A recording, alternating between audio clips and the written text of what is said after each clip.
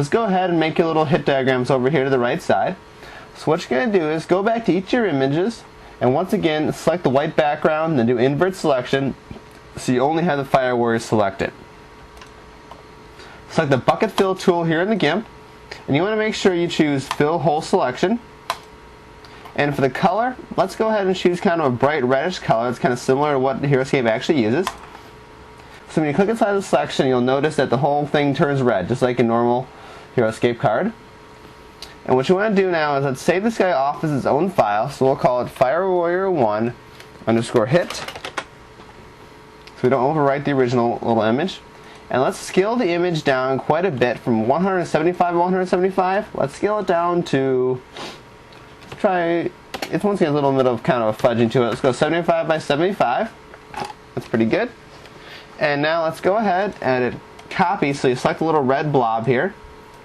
Let's go back to our main card. We want to bring up our layers dialog and create a new layer. We're going to call this one hit locations.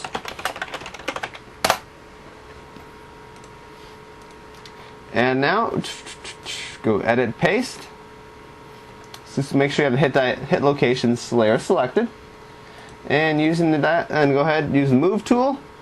And let's drag it over here in place. That's a pretty good size for it.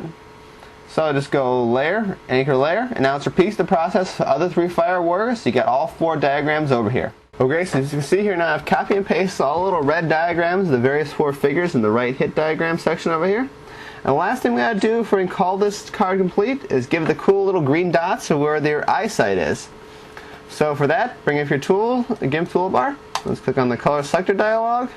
Let's choose a fairly bright green color like that. And let's bring on the pencil tool and choose a really small one. Let's go with size, that's 7. I'm going to go size 3. And let's zoom in. And right about where the guy's head's at, kind of put a little green dot in each of the 4 squares.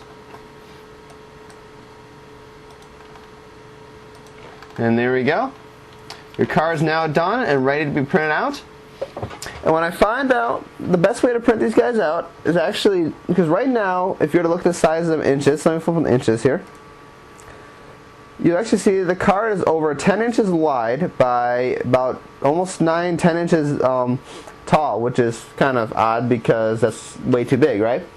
So you can scale them down with the GIMP, but I find the best way to do it is leave the image the size it is right now and scale them down with the GIMP's built-in printing method. So if you go up here and File, Print, and you bring up your print dialog, you're going to see you can go ahead and choose whatever your printer is. Mine's a Canon MP460.